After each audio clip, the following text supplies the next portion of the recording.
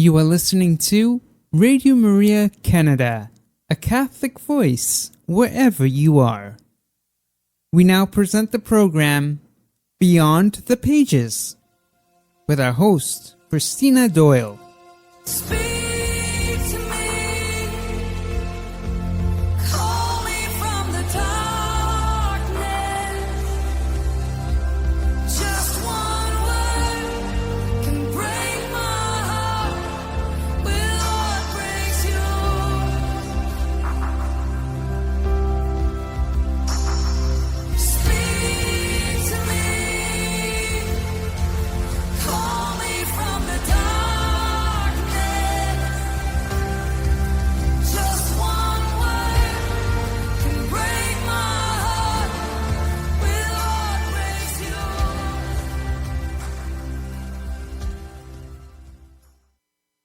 Good afternoon, everyone, and welcome to Beyond the Pages, a Catholic program that focuses on Catholic writers and their works. So today we are so blessed to have such a special lady with us this afternoon.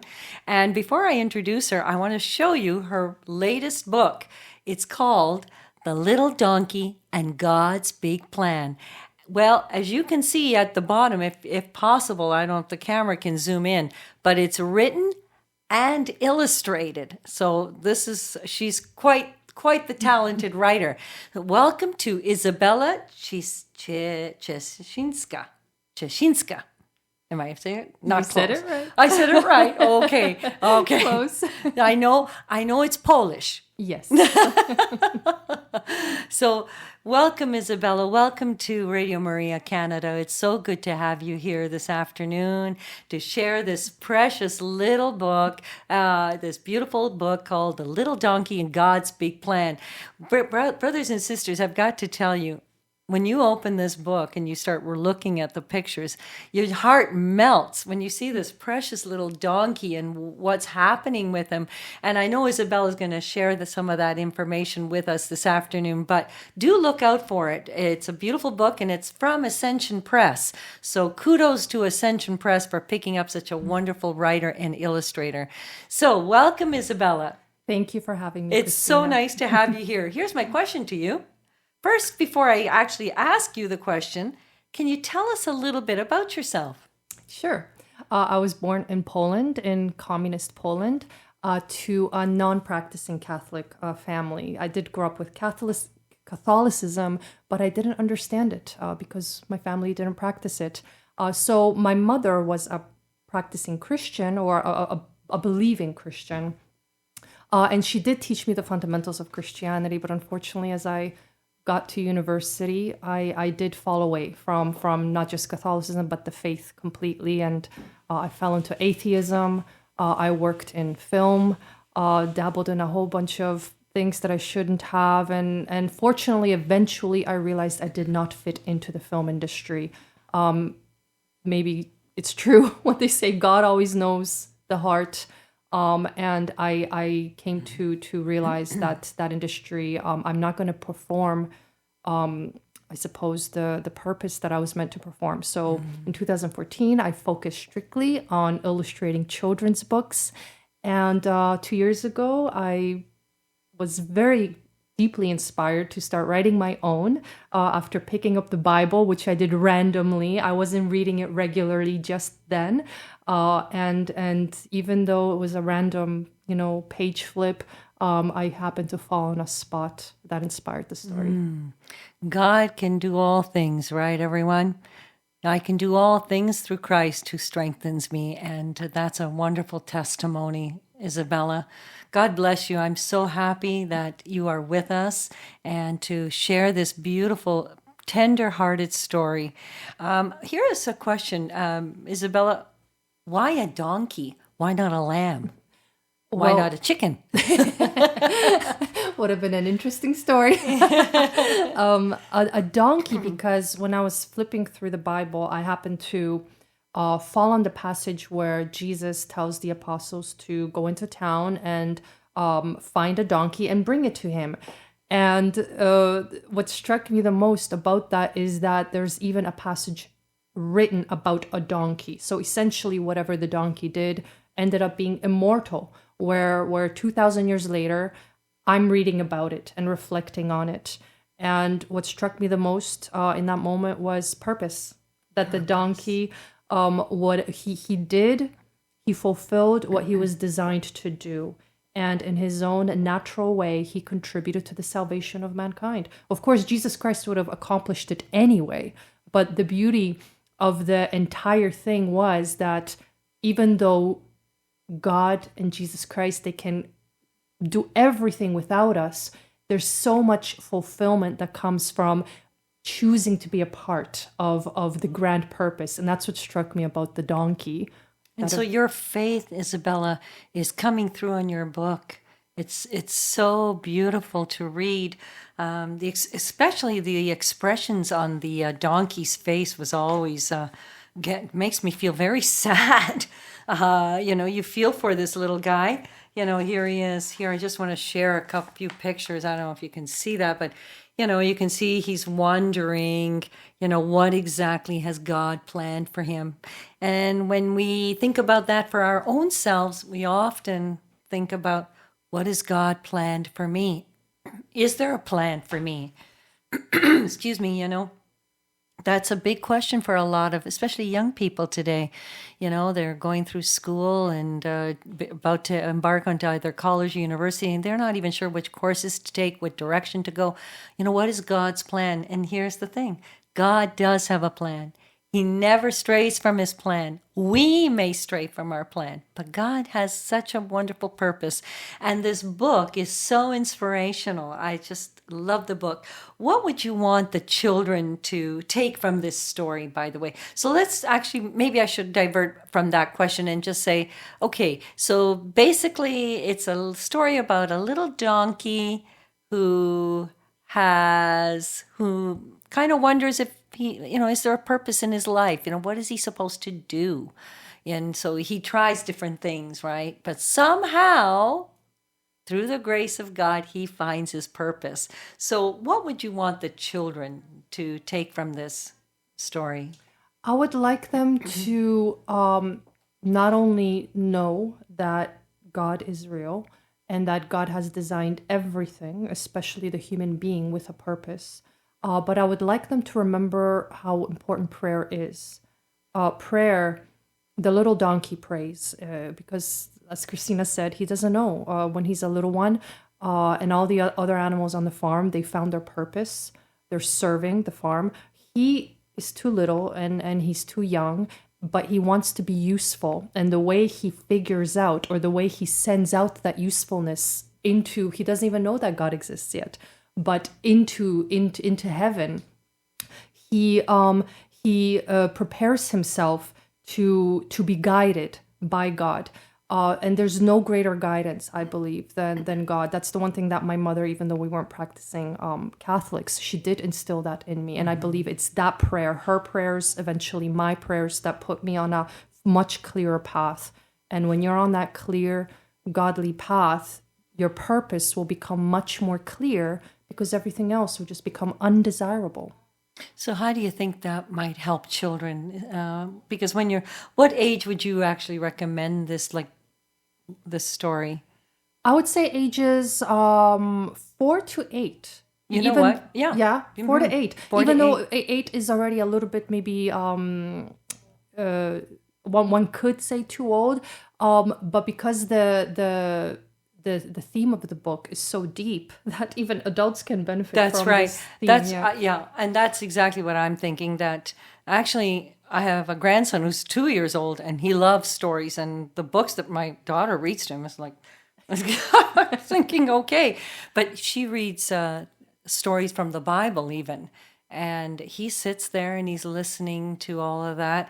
And I also think that it doesn't matter the age, by the way, everyone, especially parents out there who are listening, that it's your discussion with the story. you're not just reading the cover to cover. You're going to stop maybe and ask your child questions to ponder, to think about. There's no right or wrong answer in this. It's, the child will answer according to his level of ability and what he understands.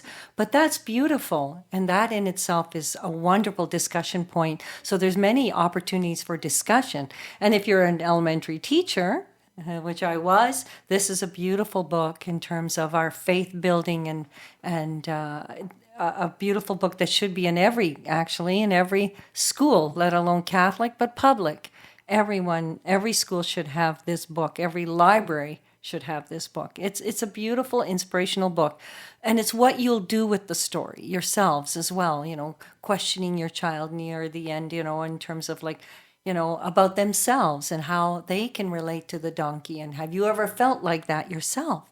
So there's a lot of wonderful discussion that can be generated from this story alone. So it's a wonderful book.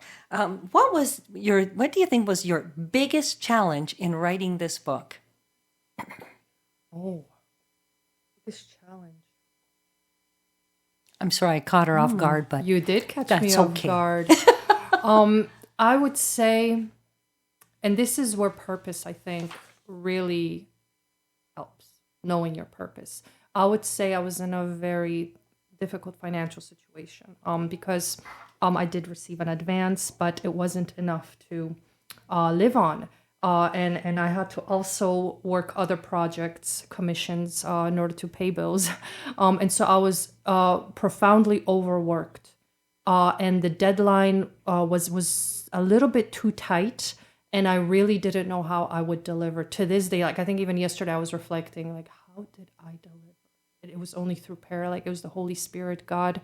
A lot of things came together to not only help me endure financially, but to endure physically. There were a lot of strange happenings. Should we? I wouldn't mind telling the audience about this. I think our listeners would appreciate that. It's because it was my first time encountering the other forces. Right. When you're doing their bidding, you don't hear much from them. When you're doing God's work, they suddenly appear, not in the nicest way. My kitchen got flooded. So I'm in a financially difficult situation already. I'm not sleeping enough. I'm working into 4 or 5 a.m. And my kitchen was flooding for about 13 hours because it started flooding at night and there's no mechanic. So I had to make this makeshift little a waterfall, I guess, to divert the water into the sink. And I was like, Satan's not going to stop me. I'm going to finish this book, even if my whole living room floods. I got sick several times, very sick to the point where I couldn't get out of bed for 3 days straight. And I started realizing, there's somebody has a problem with this book, even though it's just a children's book. Mm-hmm. I mean, that's when children should be receiving this kind of information. So these were the challenge. There were spiritual challenges, there were financial challenges, but throughout the entire time, I had no doubt I was going to finish it. Mm-hmm. I'm not as in me, I'm strong enough. I knew that God was going to get me through it. Mm-hmm. So it's not as easy as it looks, but never to give up either. And through the Holy Spirit and through power of prayer and to have faith and trust in God that this was the door you were supposed to open. This was the path you were to follow. And may I add one more thing? I think, yes, all that faith, but also free will. To choose who you serve. Because if you care about money in that situation, if you care about career success, if you care about comfort, they're going to turn out to be obstacles. And you might not fulfill that purpose. Jesus had a very difficult time fulfilling his purpose on earth. It was an unimaginable sacrifice. I suppose at some point, I would like to expand this story to tell children it's not always going to be easy. Physically, it's going to be a tough road for a lot of us. Mel Gibson and Jim Caviezel would tell many of us how difficult it was to create that movie. It's not easy, but man, if I knew it was going to be even worse, I would do it again. So I think that is also the key is to choose that you're going to finish it one way or another. Have you always wanted to be a writer? Yeah. Yeah. So I was born with a severe disability, a hip dysplasia that ended up with 3 surgeries. It was communist Poland, so the medical system wasn't that great. It got way more complicated than it needed to be. So I was bedbound for the first 3 years of my life. And my mom would just throw books into the crib because, it was, people needed to live. It wasn't like here. So I would spend all days in the crib with books, and I learned how to read very quickly. And I would tell myself stories. I remember from a very early age, I would tell myself stories. So it was very natural. And I began to draw very early on. I was very good very early on. You could tell, some kids have that eye. But again, I got a little derailed because, my father, he wanted the best, but having come from communist Poland, he thought a government job would be the best job for me. So he pushed me in that direction. But lo and behold, I suppose the purpose emerged because by the time I graduated university, I was like, no, I need to work in the arts. I thought I would be a filmmaker, a screenwriter. And shortly thereafter, I realized, no, books is the best because in a book, it's just me and God, and no one intervenes, no one changes the story. And then I ended up in the beautiful hands of Ascension Press, who, when you come together with people who share your faith in God, they actually bring out the best in you. So it's no longer an intervention, it's improvement. So yes, long answer. I did know. But there was a little bit of interference early on, but then eventually I committed. I'm so happy that you're here, and I know that our listeners are truly appreciating this interview. I mean, this is one very special lady, and you've come through the dark and into the light, and God has very clearly shown you the path that you're to go, and we're just so blessed. Again, the book is called The Little Donkey and God's Big Plan. And you can find it through Ascension Press. And I would imagine is it through Amazon as well? Yes, it's on Amazon, Barnes & Noble. Barnes & Noble, Amazon. Great. Fantastic. It's a beautiful book. Very nicely illustrated. I mean, you can just see this little sweet, adorable donkey. You just fall in love with the cover, let alone anything else. So that is just such an inspiration. So, Izabela, is there going to be another book? Yes, I hope so. Ascension Press doesn't know yet, but there will be. Yes. We're the first to hear. Surprise, surprise, Ascension Press. I'm coming. You're coming. Knock, knock. Yeah, I would love to write a part 2 because this story ends in Jerusalem on Palm Sunday, but adults know that the story is longer and it has a very painful part to it. And when I was a kid, I remember when I found out about the crucifixion, I was traumatized, profoundly traumatized. And it needs to be presented in a way to children where they understand the severity of the sacrifice, but at the same time they feel that hope. And they are able to understand that despite that painful time, the donkey played his role in helping in the salvation of mankind. And we all have that role. So I would love to create a part 2 where we talk about the resurrection. The donkey witnesses that. He spent some time with Jesus. Everything's going to be biblical, so I don't want to add anything that's not in the Bible. But I would like to add the little donkey, expand the little donkey's view so that children understand the events following the crucifixion in a way where they can relate to their own purpose. And that's not an easy feat to do, Izabela, is it? I mean, I can appreciate the challenge of writing such a story because I know I'm teaching RCIC students and First Holy Communion children, and of course they get their sacrament. They receive their sacrament in springtime, in Easter, and this little book lends itself, and I would imagine when that second book comes out, I'm sure that most catechism classes would love to have that book, to have both of these hand in hand. And what a valuable teaching material in itself.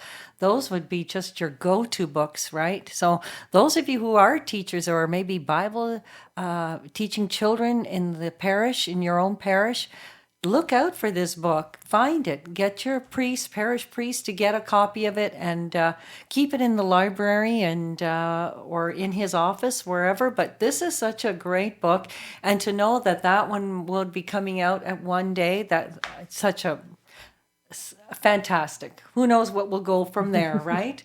So, what has been some of the feedback from the parents? Have you had any feedback? Have you had anybody respond to you from the parental view?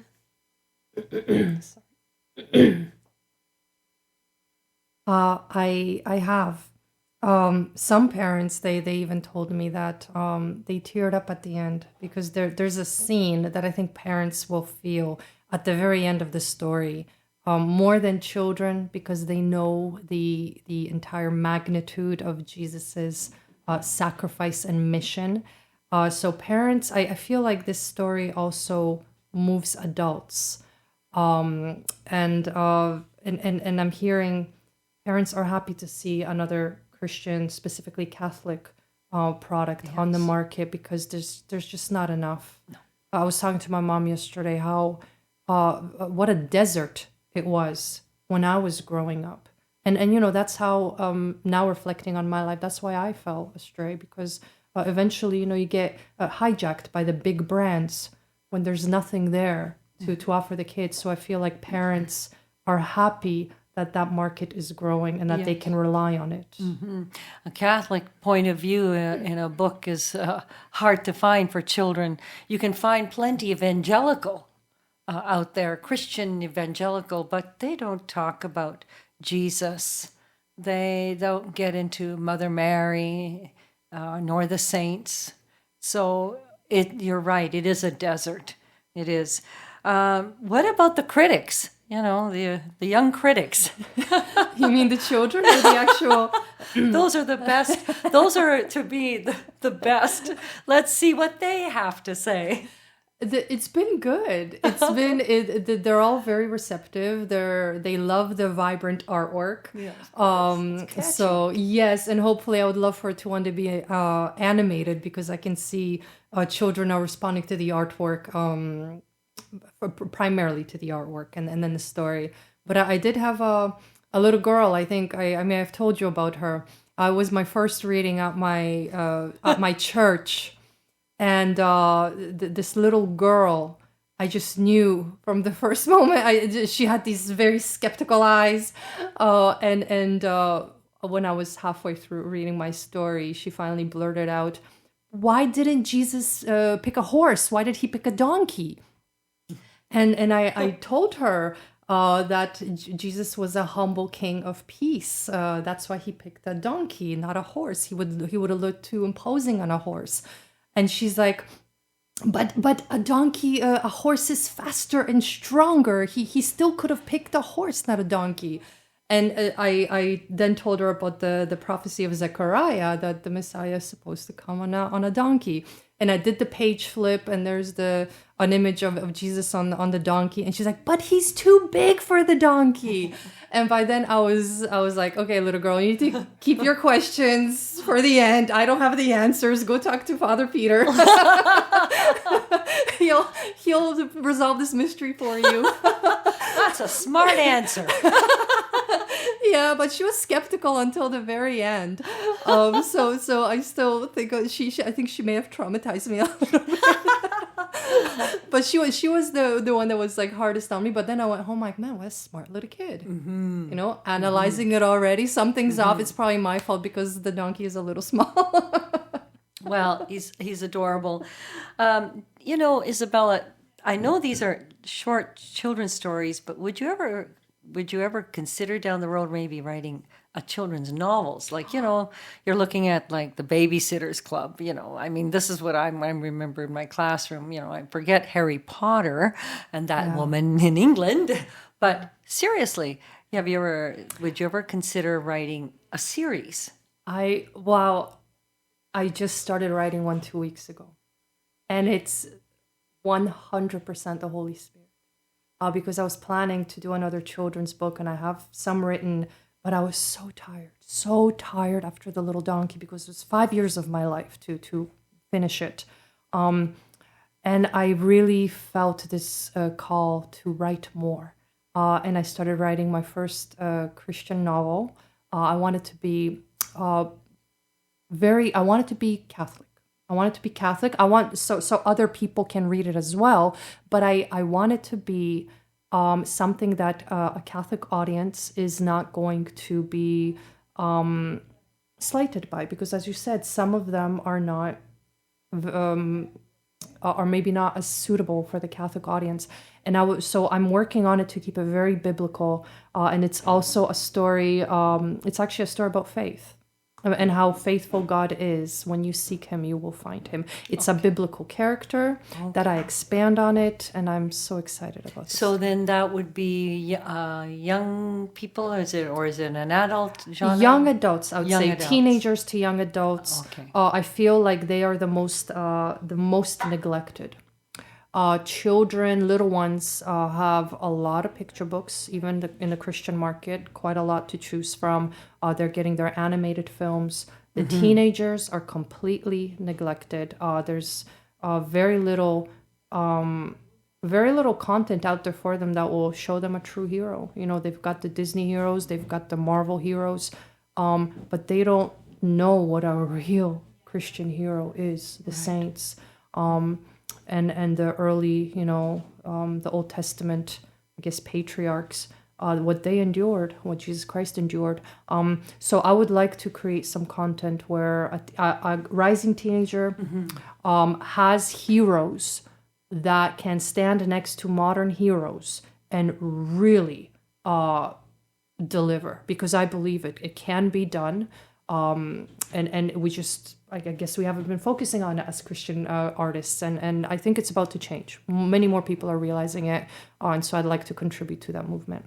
And that's wonderful, because all you hear on the news is the mental health of young people today is in dire straits. The number of people, young people dying from opioid situations it's very frightening, and our young people do need help, and we do need to help them in some way, whether it's through volunteering your time somewhere, or in your case, Izabela, writing a wonderful story to encourage them to have them cling on to their faith and not to walk away, because unfortunately so many, when you look at churches today, there's a lot of young little kids, and then there's a big gap. And you'll see young couples with their children, and then you'll see seniors, but you very rarely see teenagers. And they don't seem to realize, I don't know where we're faltering, but when they walk into even in a church, and the way they come dressed is like, where are you going? Are you going to a birthday party? Are you going to a beach party? You're going into the house of God. And I mean, if you were to meet a king, how would you dress? How would you look? So we've lost that group altogether. And I think your book, I pray to God that you continue working on it, that the door is open for you, and that and test it out on, I'm sure you're going to do that, because sometimes when we don't become so objective, when we're sort of focusing on our writing and then sort of not testing it out on the kids that are out there to say, what would you want to hear in this book, to hear their feedback. But it's beautiful, I must say. Well, everyone, I'm Christina Doyle, by the way, and it's been a pleasure to have Izabela, and I'll say her last name only because I'm trying my best, but Ciesinka. Did I say it right? Perfect. Hallelujah. Hallelujah. So again, this precious little book, I'm telling you, everyone, this is a great book. no matter what age. Again, it's up to you how you're going to discuss that book with your children. You could discuss this book with your child at age 6. Walk away, take a few years, go back to the book in 8 years old, and then ask them. You'll hear the different answers because of their understanding, and they'll get more and more out of the book. And if you take it to an adult, believe me, they'll love this story. It's so beautiful and it's so hopeful.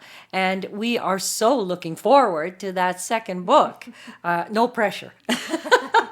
No pressure. Again, Ascension Press, Barnes & Noble, and Amazon. Amazon has everything, doesn't it? Listen, you could order it on Amazon and get it today or even tomorrow. It'd be on your doorstep by tomorrow. That's the beauty of that.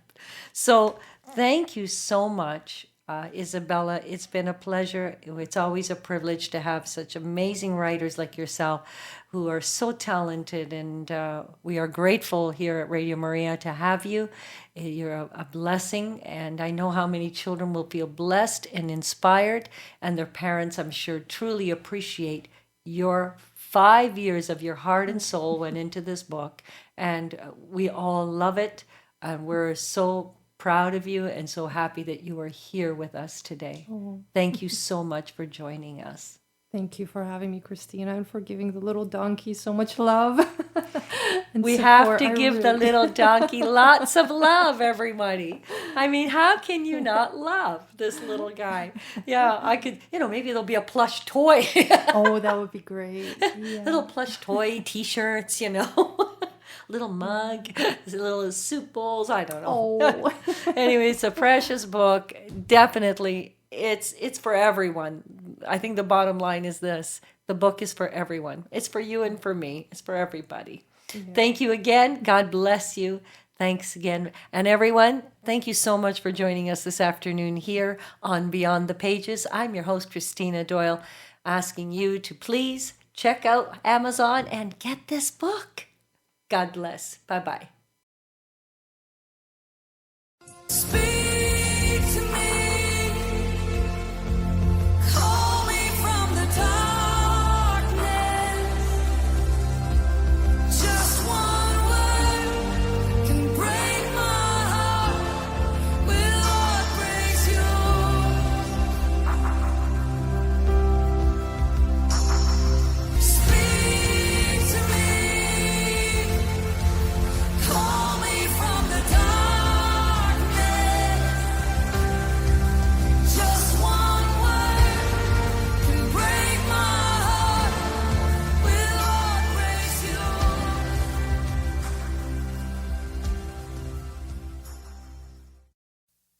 You have been listening to Beyond the Pages, hosted by Christina Doyle, here on Radio Maria Canada.